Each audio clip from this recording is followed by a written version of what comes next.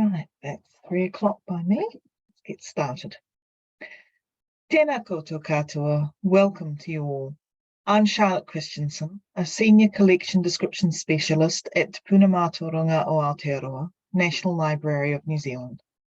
I'm also a member of ORDAC, the Oceania Region RDA Committee, and the current Oceania representative to the RDA Steering Committee. With us also is James Henley of ALA Publishing, who's managing the registrations for this series and also facilitating our Zoom webinar access late into his evening. So thank you for that, Jamie. This is the second of ORDAC's series of introductory sessions, preparing descriptive practitioners for engaging with the official RDA standard by exploring concepts from the RDA Guidance. Understanding these concepts will help you engage better with more detailed training in the future. The session today assumes familiarity with the concepts and terminology covered in the first presentation, which can be found on the RDA Toolkit YouTube channel. As a reminder, Official RDA is the name for the version of RDA that emerged out of the 3R project and is not yet generally in use. And it's distinguished from Original RDA, which is the one most libraries are currently using. The name is a little confusing right now, but perhaps as early as later this year, it may actually be current for some institutions, and being consistent with the name will help us remember which one we're talking about. Last time, we focused a great deal on the resource entities of work, expression, manifestation, and item. The entities that are significant when describing an information resource which might be collected by your institution. Today, we'll go through the other entities in the official RDA before moving on to manifestation statements, transcription, and sources of information. We'll begin with the agent entities. Agent is defined in official RDA as an entity who is capable of deliberate actions, of being granted rights, and of being held accountable for its actions. As an entity, it is also an entity supertype, which means you can describe an agent by describing one of its subtypes, person or collective agent. Collective agents too are an entity supertype, and they can be divided into corporate body or family. So here we have a hierarchy of entities. If you describe a person, then you are also describing an agent. If you describe a corporate body, then you also describe a collective agent and an agent. Values that you record at the lowest level are applicable at a higher level. The same is not true in reverse. Here are some examples to make sense of this. Jacinda Ardern is a person. Jacinda Ardern is also an agent. Jacinda Ardern is not a corporate body or a family or a collective agent. The National Library of Australia is a corporate body. The National Library of Australia is also a collective agent and also an agent. But the National Library of Australia is not a family nor a person. Sometimes we don't know exactly what we're describing. Diamond Field is an agent. I know this because Diamond Field is given as the musician responsible for an album I'm describing, but I can't tell from that name alone whether Diamond Field is the name of a person or of a collective agent. If you happen to be familiar with this musician, you might well know that Diamond Field is a person, but you can't know that from the statement that Diamond Field is an agent. The hierarchy works up, not down, from most specific to most general. All persons are agents, but not all agents are persons, and so on. When we think about agents, then, it's usually to be as specific as we can be. If we know someone is a person, it's useful to say so. It doesn't change the fact that they are still an agent, but we can be more precise by being specific. It's not a requirement to be specific, it's simply a choice. And that choice will be determined by the application profile you're following. Back to the definition of agent, this does prompt a change between original RDA and official RDA, which you may have heard of. According to original RDA, fictitious and legendary persons and real non-human entities could be creators. Following official RDA, this is no longer possible because LRM has tightened the definition of agent. And since Bluey or Kermit the Frog or Geronimo Stilton can't be granted rights and held accountable for their actions, they can't be agents. This has led to some concern that official RDA doesn't allow us to acknowledge what a resource might say about itself. The good news is it doesn't mean that at all.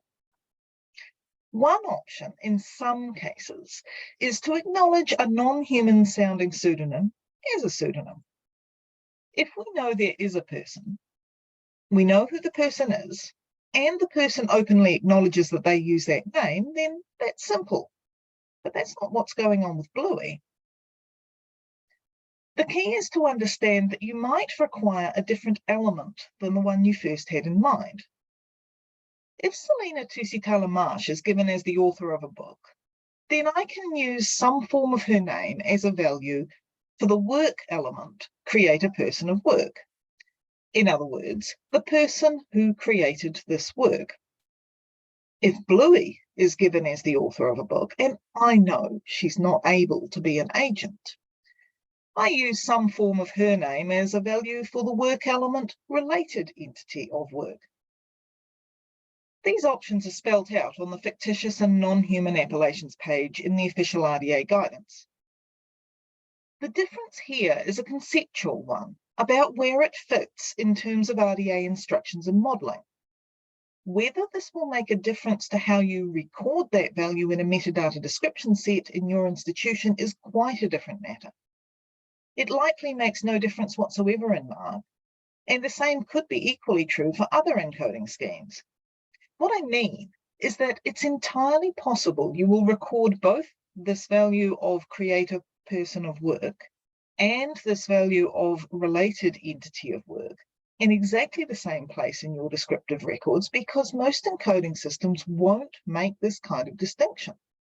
It does, however, allow institutions who do care about the distinction between things created by people versus things purporting to be created by a cartoon dog, and who use an encoding system which can differentiate between these, to record that distinction.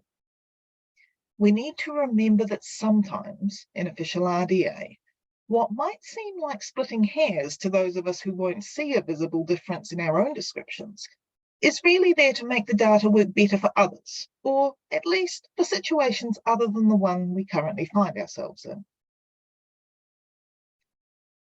With the resource entities and agents out of the way, there are then still 4 new entities to look at: place, timespan, RDA Entity, and Nomen. Let's look at them in that order. Place is an entity that you might currently record without thinking of as separate from the other entities we've discussed. Manifestation, for example, has an element place of publication. Person has an element place of birth. What official RDA has done is consider that in each of these situations, we're looking at a two-way relationship. I can say that the Sydney Morning Herald has a place of publication, Sydney, and that Margaret Mahi has a place of birth, Whakatane. Equally, though, it can be said that Sydney is the place of publication of the Sydney Morning Herald, and that Whakatane is the place of birth of Margaret Mahi. These reversed statements aren't something libraries currently do. We might have methods of finding all the books in our collection that were published in a given place, but we wouldn't usually have a description of that place that just pointed out to all those titles or people. We don't, but others might. And remember that a significant driver for the changes to RDA was to make it more useful to communities other than just libraries. Consider Wikipedia, or at least Wikidata, which stores the information that sits behind the Wikipedia pages. Here's the top of the Wikidata page for Sydney, the capital city of New South Wales in Australia. If you do a search in Wikipedia for a place, you get links to lots of related topical pages. You would also get links to other places, for example, larger jurisdiction or former name. It can do this because each of those other places are also described in Wikidata. The descriptions have information such as alternate names, when it was established, larger and smaller jurisdictions, and so on. And all of this information is linked to descriptions of those entities. If in your institution you did decide to describe place in this way, official RDA provides the elements that allow you to do this. And then you would rely on your application profile and policy statements to refine that element list and get the values you want to record. Conceptually, this entity place is useful, and we do record place values even if only by one side of the relationship. The fact that the official toolkit gives them an emphasis that was not as visible as before needs not change your current practice. It simply gives you the option for description of that entity if you wish to pick it up.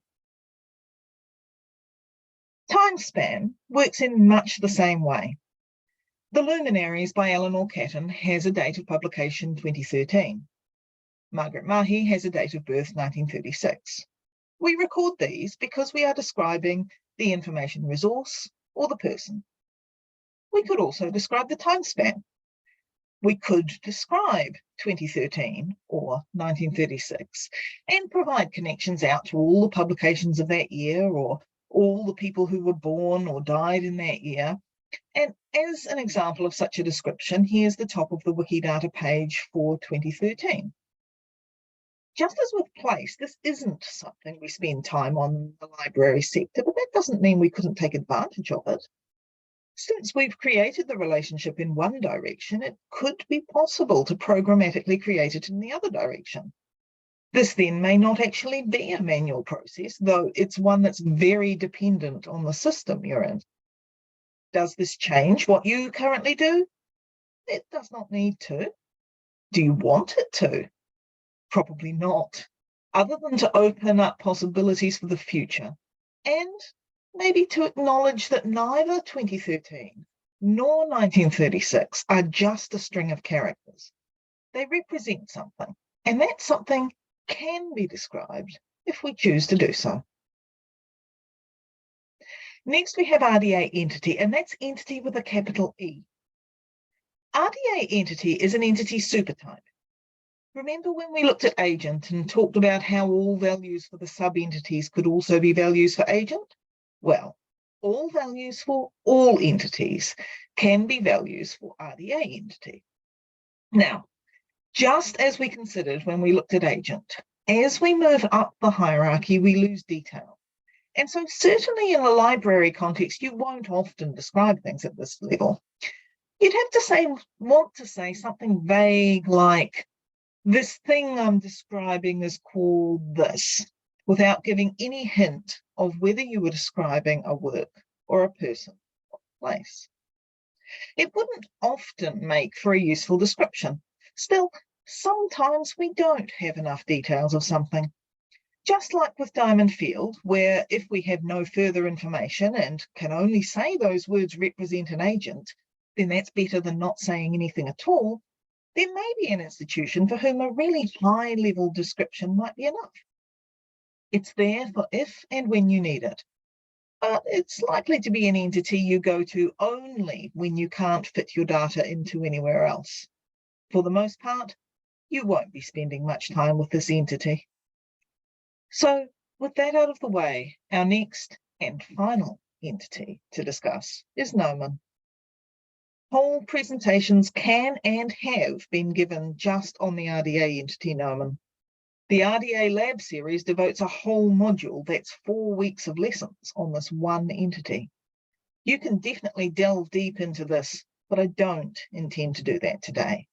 Instead, I'm going to make a couple of general points and encourage you to look for more information as and when you need it. Firstly, and most importantly, Gnomon is about naming things. When we talk about agents or places or time spans, we might call that a name. the name of a person, the name of a place, the name of a time span.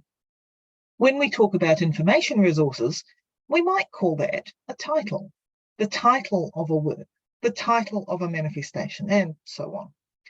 I suppose the writers of LRM could have tried to get us to move away from using title for resource entities and forced us to talk about work, but they didn't.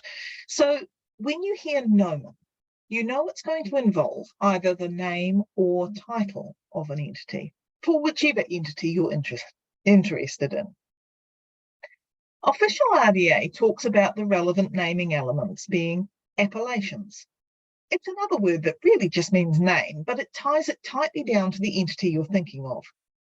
It also broadens things out a bit more because it allows for structured descriptions and identifiers to be used as appellations, whereas nomen focuses very much on taking what you see or hear.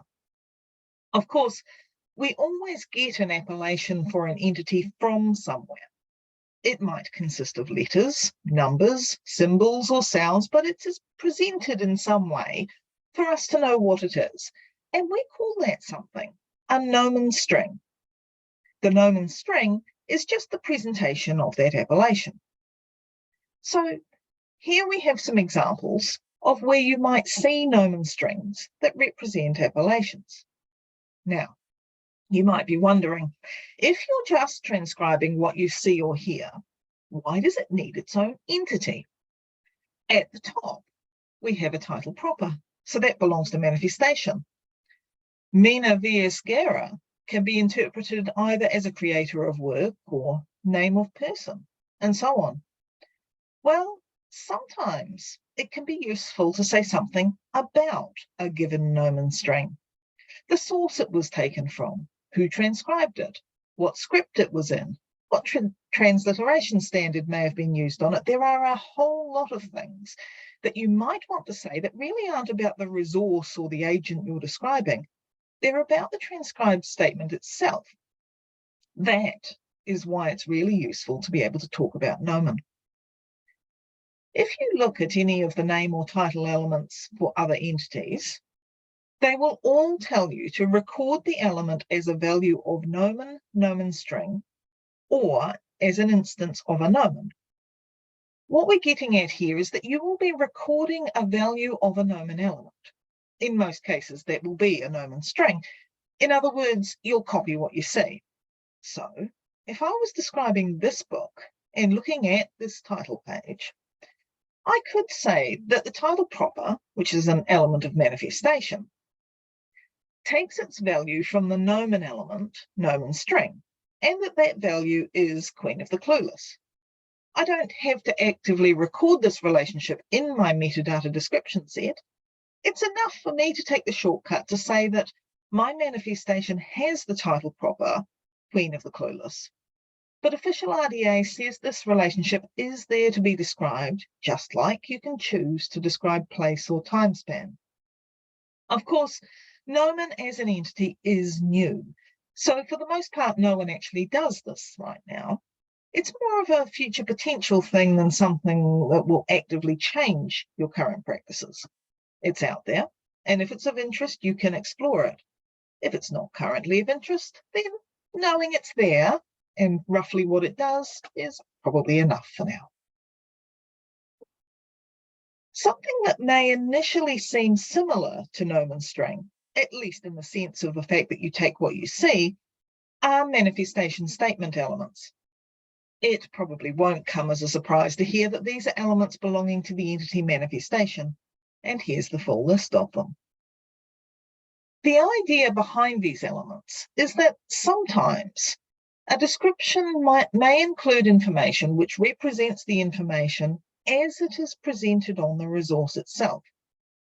One application of this is when a value for an element is obtained through scanning a document and allowing a machine to convert that into text.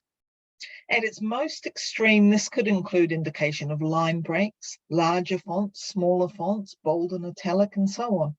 In practice, it's more likely to be less dramatic than this for most institutions, simply because the encoding systems wouldn't be able to capture that information.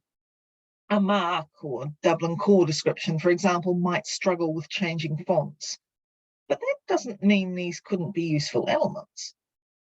Elements such as manifestation publication statement or manifestation series statement would allow you to record those data values regardless of the order.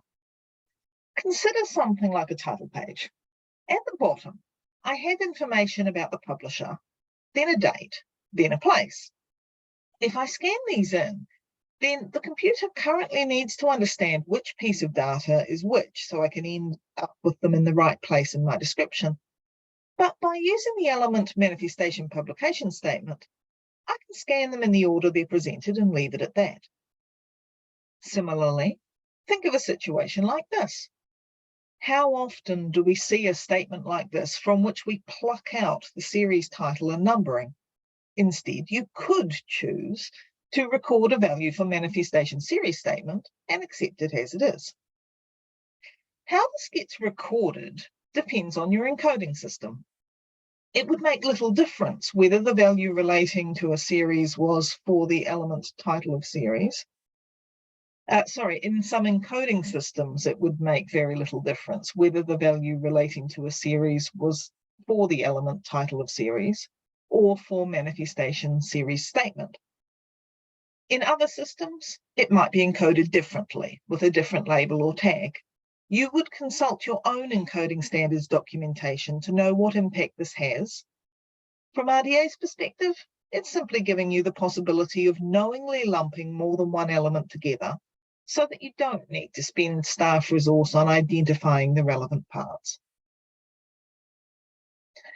Something that has come up a lot in today's presentation, though we haven't yet focused on it, is the idea of transcription and of sources. So let's round off the session by taking a closer look at these. Thinking about transcription, we very often don't take entirely what we see. Instead, we take it and modify it to fit conventions that allow us to represent it in our descriptive records.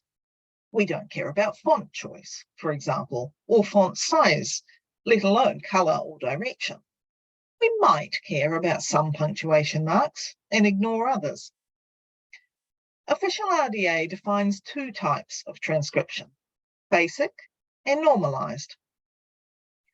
Normalised transcription is very likely what you're most familiar with.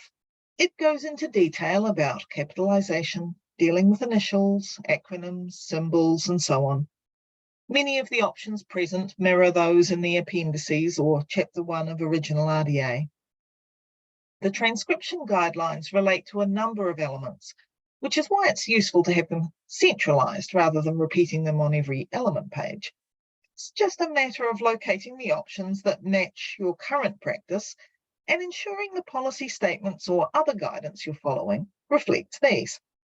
On the other hand, basic transcription is a newer concept and probably less familiar. The idea is that you would use basic transcription primarily where there will be little to no human intervention, data that's scanned and converted into text by a machine, for example. There are a couple of options on this page to identify breaks between known elements or to indicate where something has been omitted, but for the most part, it allows for unchanged content to be recorded.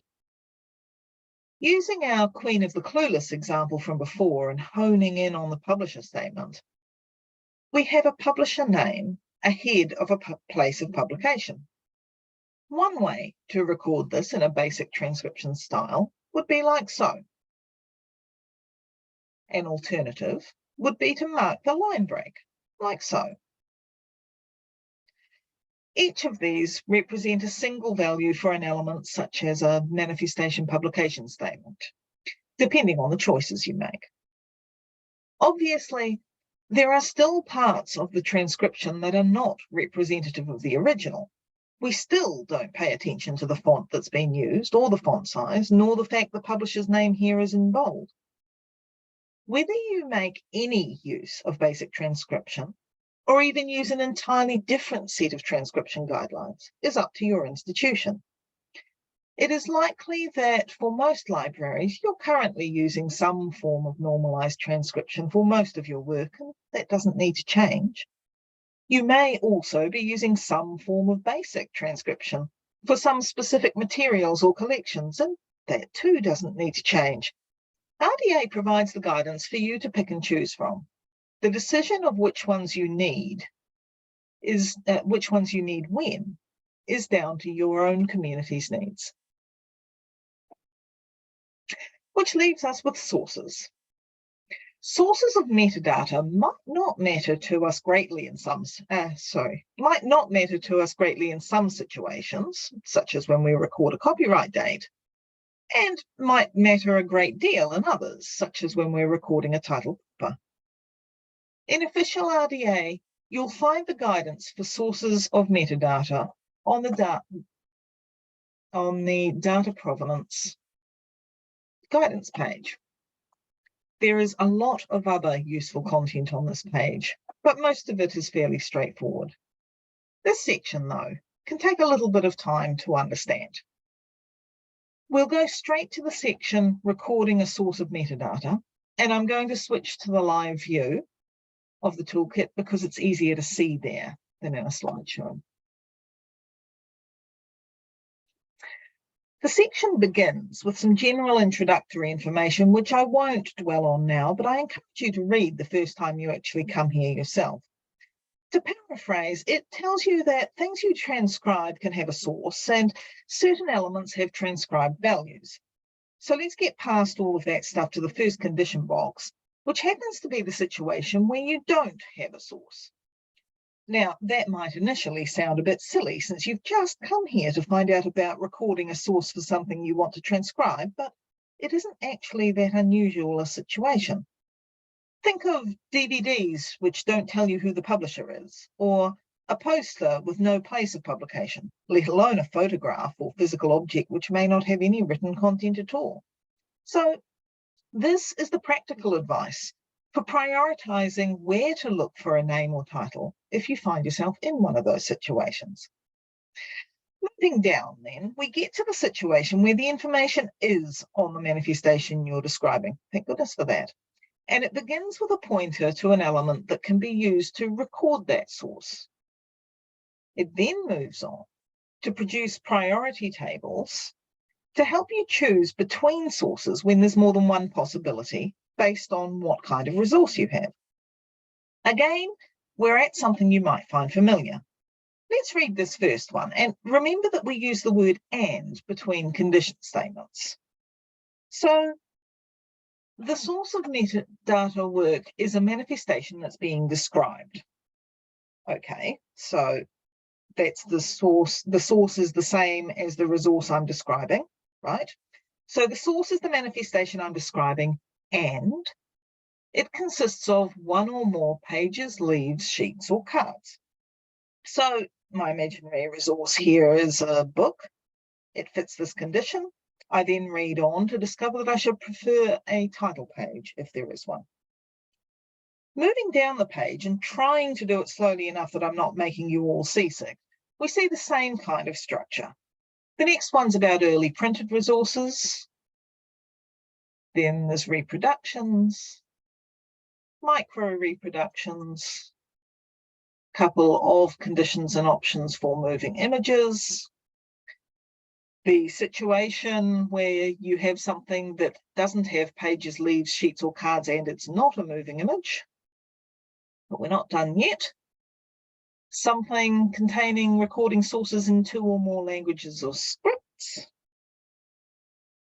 And finally, at the bottom, the very specific situation that we don't have a diachronic work, but we do have 2 or more preferred recording sources with different dates. Now, I know we haven't yet covered diachronic works, but I think you can see there are a lot of options here, one of which will hopefully help us identify the source we want to prefer for a given situation. But back to that first option, what if our resource doesn't actually contain a source for us to copy from and we have to get it from somewhere else? Never fear, it's in the next section. Here we have recording a source of metadata that is not a manifestation that's being described. In other words, it's come from somewhere else. As before, we're pointed to an element appropriate to recording this source. We then have an option to indicate that the value we've recorded came from outside the manifestation in hand. A common way libraries currently do this is to use square brackets, and you can continue to do that. But Official RDA doesn't worry about giving us a method. It just says that we can if we wish to. The very last condition in this section might seem the weirdest possibility of all. This is the situation where you went looking for some information and you want to record that you did not find it. When could you possibly want to do that? Well, it sometimes comes up in authority work. Imagine you have someone famous who's produced a biography, and you're looking there in case it gives a middle name or date of birth, but turns out it doesn't. You might choose to add that information to the authority record so that the next cataloguer doesn't go looking there too. Okay, pretty rare, but it's possible. So recapping. Over the past 2 sessions, we've now covered all of the RDA entities, seen how an element page is structured and what you might find there, covered some terminology, discussed Bluey as a supposed author, and identified where you can find options for transcription and recording data sources. Official RDA looks very different to original, but what we record in our catalogues, discovery layers, and finding aids need not differ. It's more about understanding where it came from.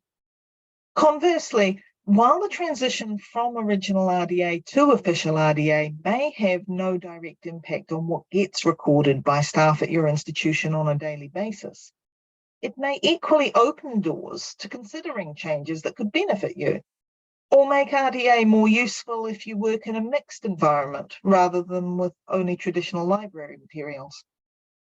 We've now time for questions, and do feel free to ask about topics from session 1 as well if they've occurred to you in the past week.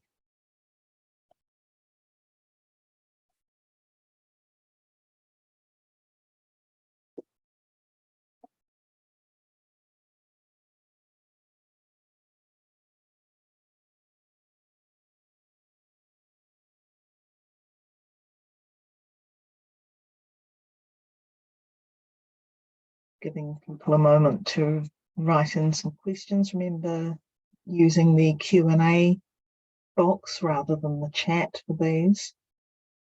I realise this session was a bit shorter, hopefully less quick than last time.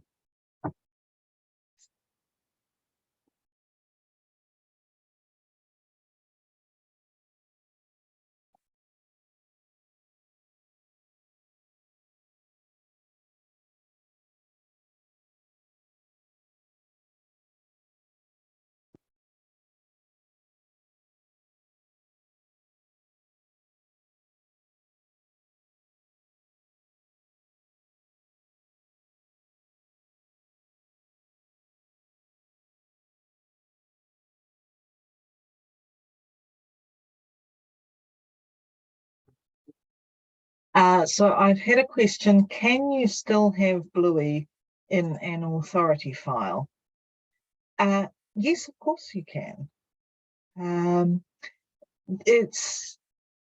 There is nothing to change the fact that Bluey is an entity related to resources that you may collect in your institutions, very often the subject, and subject is outside of RDA, but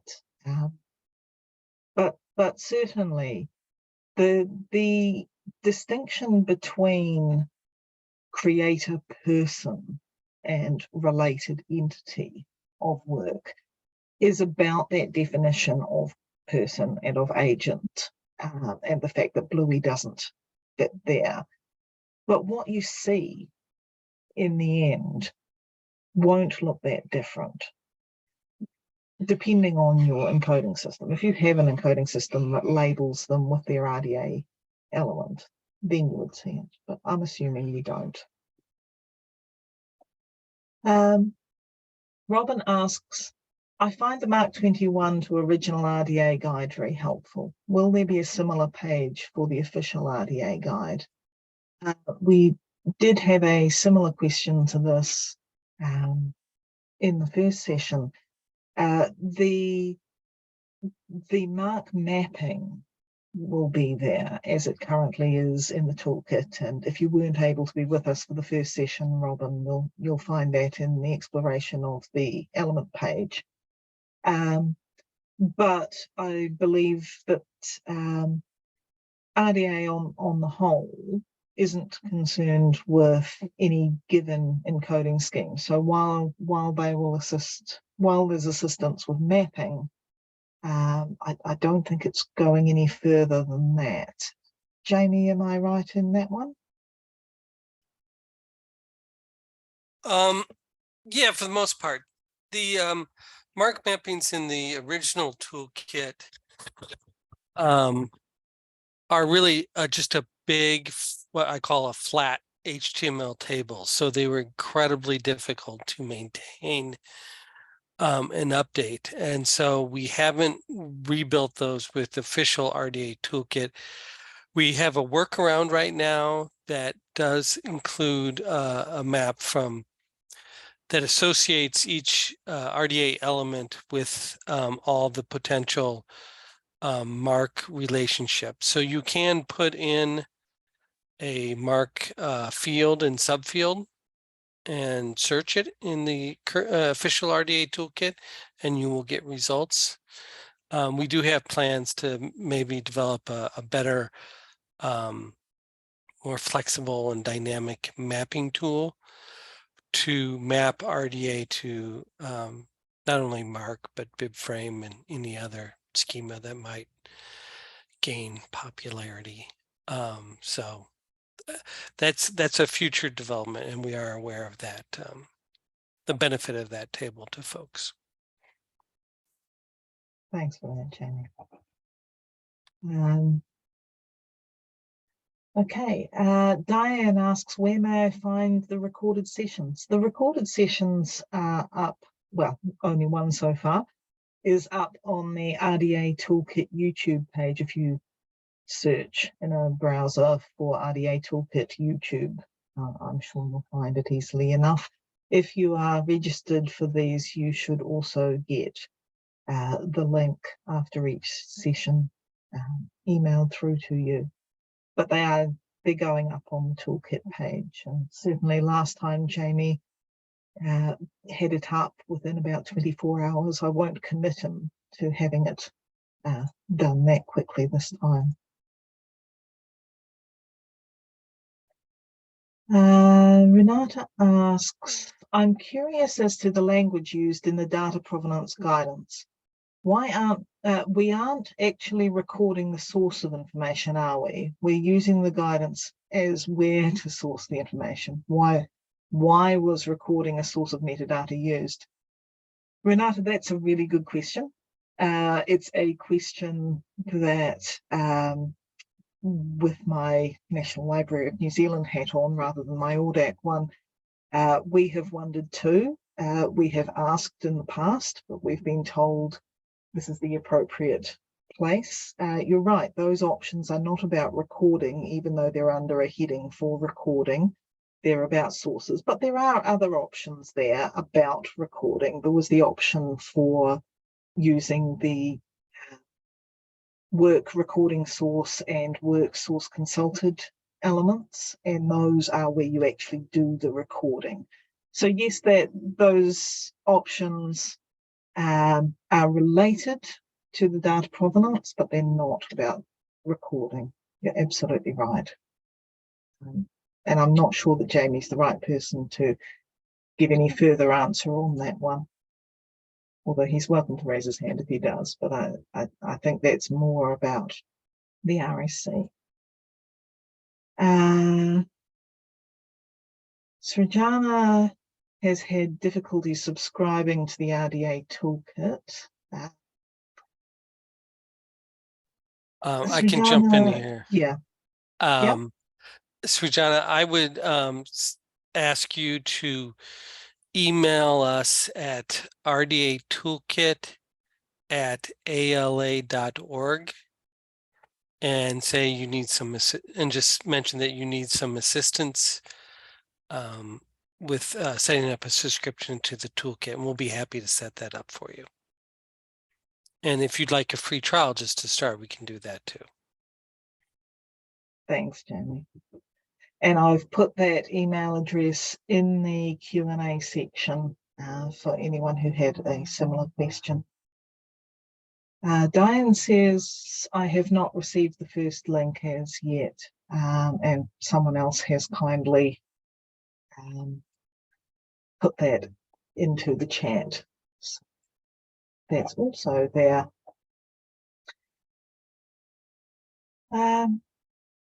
I think that's all we've got at the moment.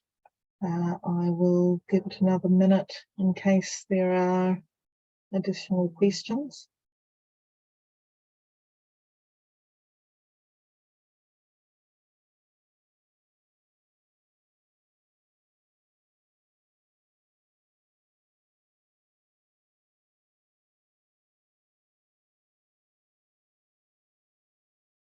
The wonderful thing to be able to just chat about this stuff with you all.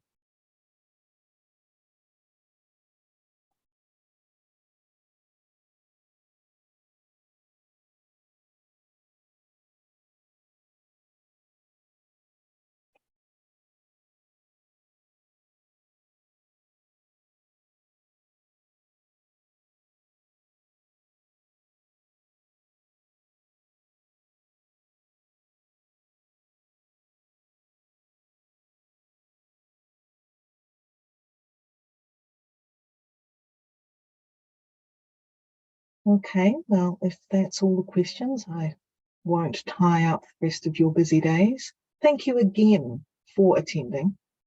I hope you'll join me next week for the final session in this series, when we'll explore some outstanding areas from the RDA guidance, such as entity boundaries, diachronic works, and aggregates.